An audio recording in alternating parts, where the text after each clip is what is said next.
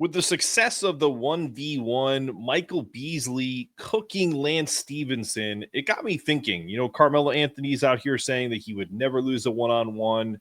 Who's the one UConn player you wouldn't dare challenge in a game of one-on-one, or that you would choose for a game of one-on-one to save your life?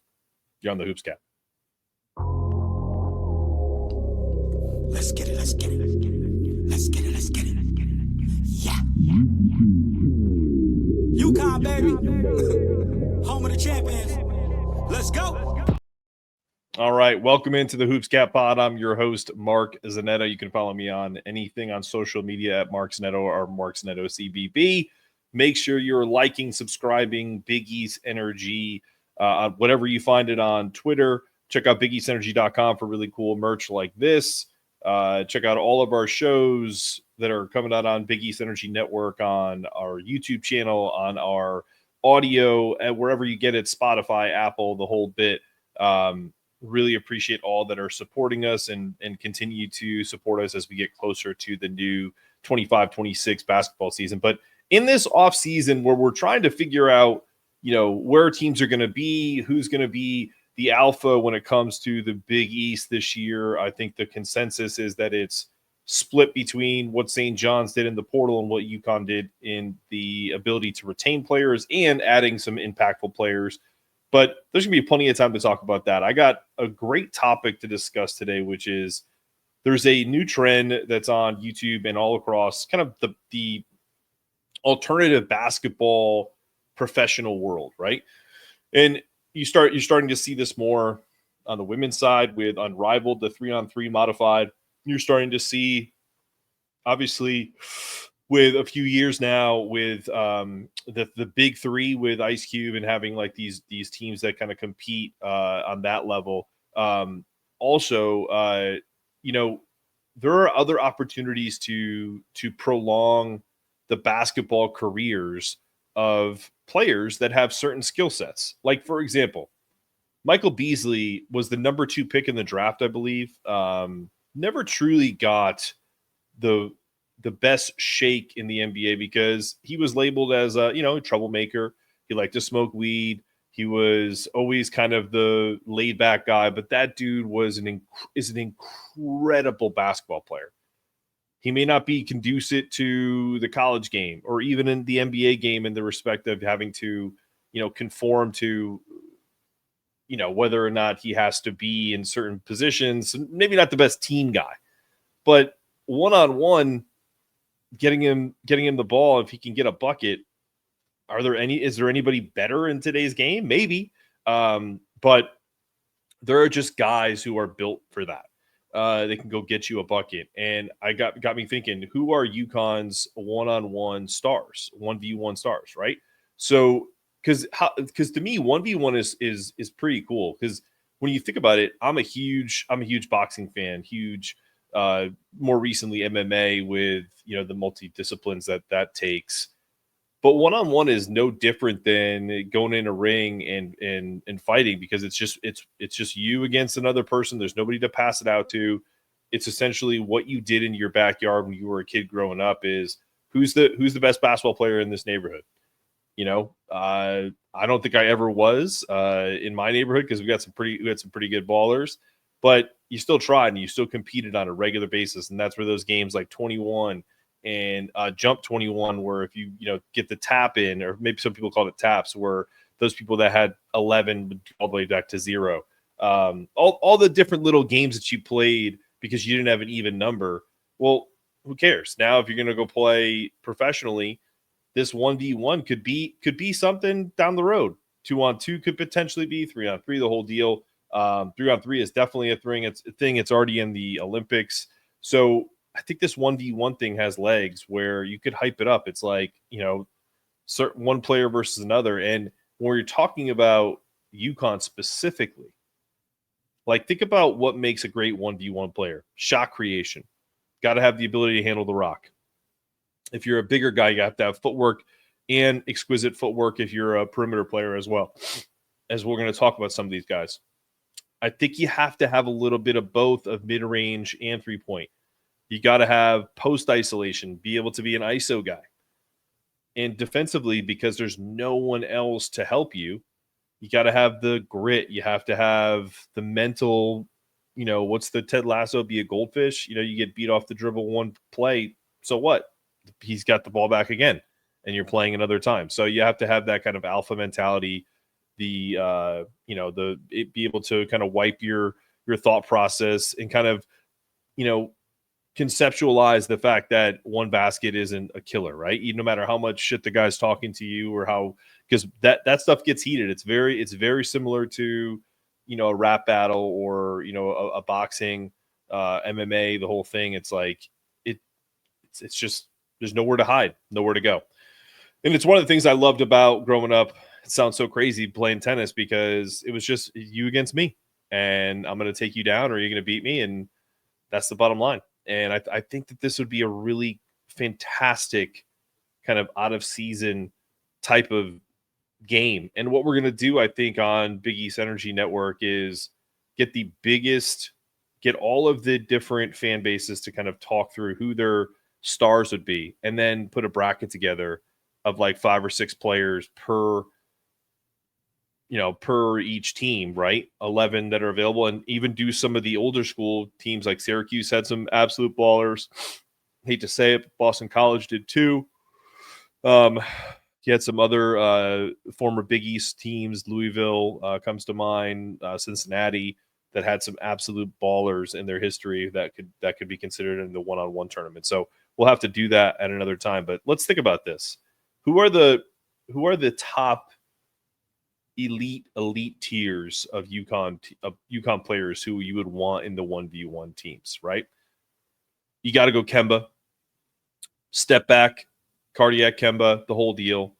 I think Shabazz Napier has to be in this mix too. He is easily, if not equal to Kemba in terms of the ability to be the clutch guy, the guy you want with the ball in his hands at the end.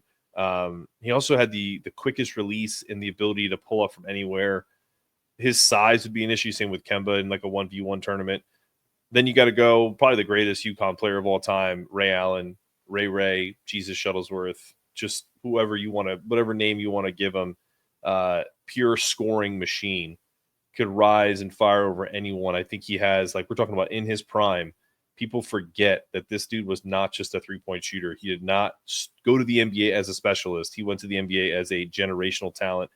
All of that, the wiggle, it's kind of that, it literally is that conversation in He Got Game where Denzel Washington plays Jesus Shuttlesworth's father, Jake, and he's literally telling him, I named you Jesus because I named you after Earl Monroe. He was the Jesus of the streets. And he's talking about all of the ability to kind of move and the wiggle and all of that, the spin. Ray was smooth. Like there is no topping the Ray Allen in my mind of my memories of the type of player he was that people typically forget because he became essentially, Reggie Miller or a spot up shooter or the spot up shooter that you see in the NBA today. That's his gig. Like that's, the JJ Redick or, Kyle Korver. That's who Ray Allen was to like kids today, because like kids that are in their 20s see that with Boston, with Miami. They don't remember T-Wolves. They don't remember Seattle Ray, right? Just the absolute stud that this guy was. Ray Allen was a monster and deservedly would be my number one pick, I believe. Still going through the list. There's some sneaky good ones like Ben Gordon, Madison Square Gordon, most unguardable two probably in UConn history, and was a short two guard, 6'2", 6'3", maybe 6'3". But if you listen to him, how much of a technician he was, little subtle things on how to get the ball up so that he couldn't get his shot blocked. And he was dropping 50 in the pros in playoff games.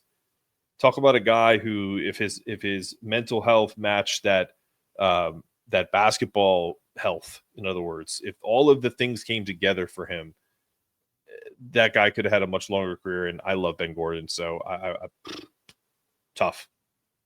And then we get some other ones. The names itself,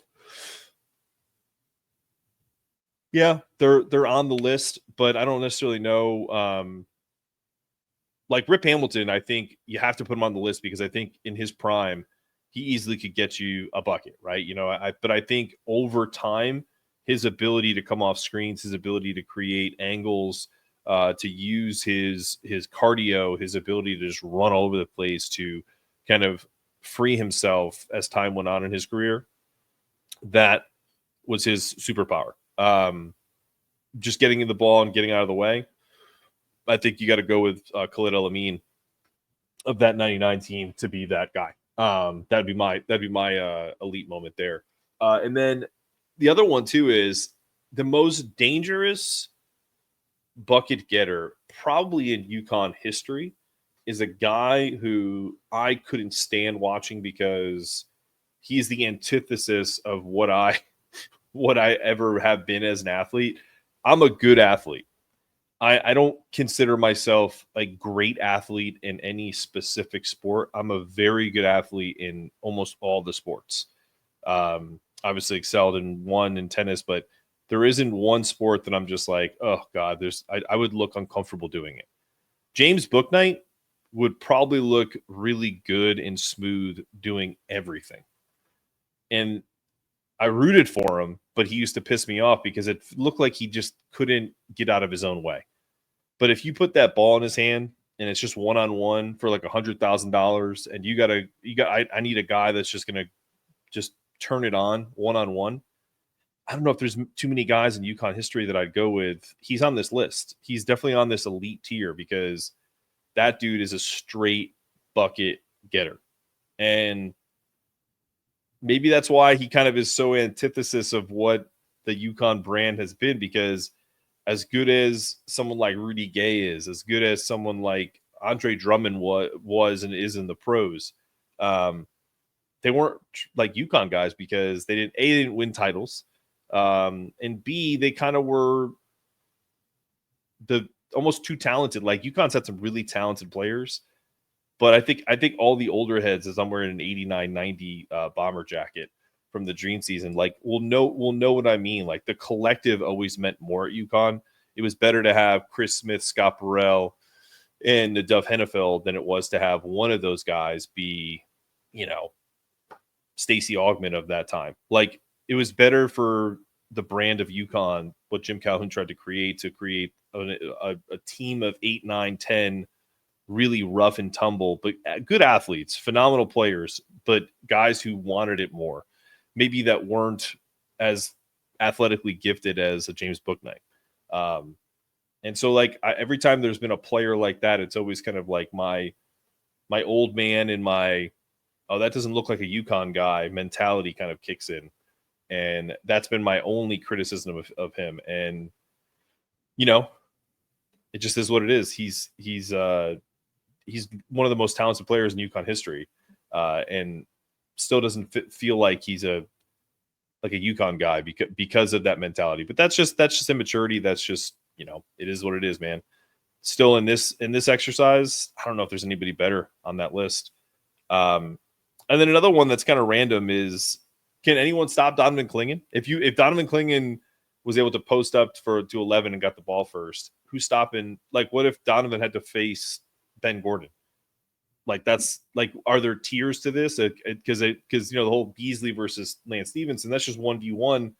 That's 6'9" versus 6'6". So like, there's no like weight class or weight limit like there is in boxing. So I wonder if they'll end up doing anything like that when time goes on, if this becomes a thing. So, but that's just a quick little segment. I'm gonna give you my top 5 and some underrated guys who I think would be a phenomenal 1v1 representative for UConn here on the Hoopscap. We're going to take a quick break, and when we return, we'll just keep talking about this. It's a fun topic, and I'd love to hear what you guys have to say. No wrong answers. Opinions are never wrong. You can have an opinion, and I can have a different one. So make sure you're checking out Joey Bail-Bonds. If you have any legal issues, you need to give him a call, 860-916-6747. Joey Bail Bonds to the rescue. We'll be back on the Hoops Cap. Big East Energy. Ryan Gresh here with the Feel Good Lab. And the same tools that we use to help elite athletes like Hassan Diarra, Nika Mule, and our very own Cam Spencer are the same things that we use to help people like you and I. People that want to optimize their overall health, feel a little bit younger, or are suffering from a chronic condition. And it's all about reducing inflammation, improving the nutrients in our body, and fixing our gut. And the way that we do that is not through a one-size-fits-all model. Everything is personalized. We offer products that are plant-based, natural, and help you identify the root cause. And oftentimes, we're looking at what's going into our body. So we have a food inflammation test, a gut microbiome test, so that we can treat you like an individual human that you are. And so the thing that we're the most excited about is actually connecting with you. Whether you're a UConn fan or not, please reach out, call us. We'd love to talk with you and see how we can help. Best in health.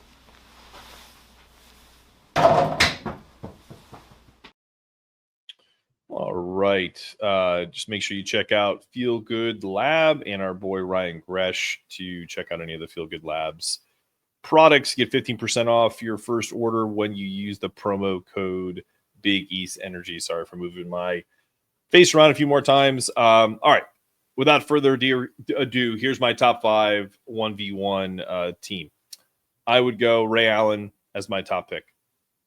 I would go James Bouknight as my backup to that pick. Just absolute danger. Number 3, I'm going Rudy Gay.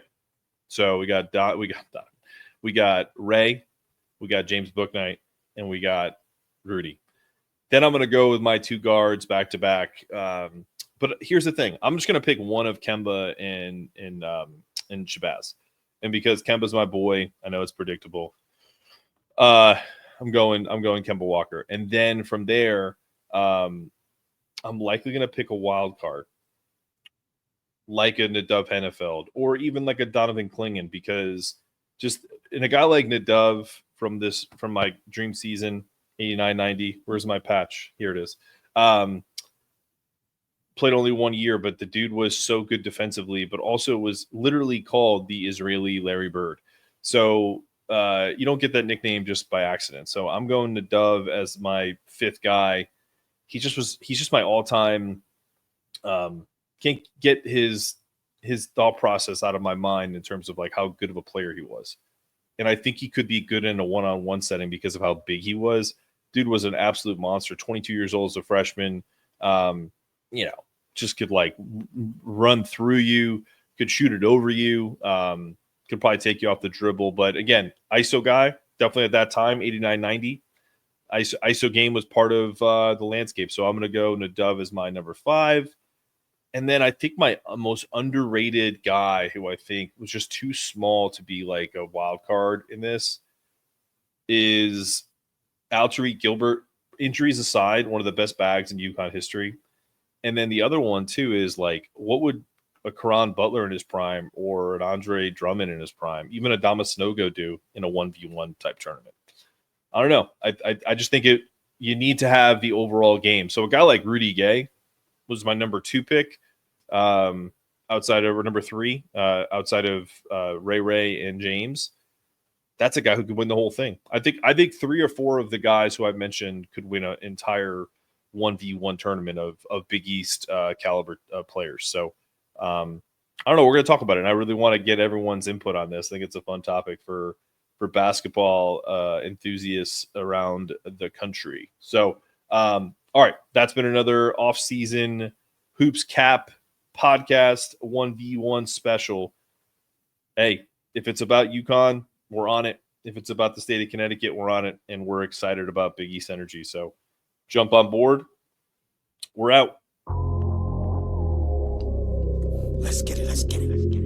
Let's get it, let's get it. Yeah. UConn, baby.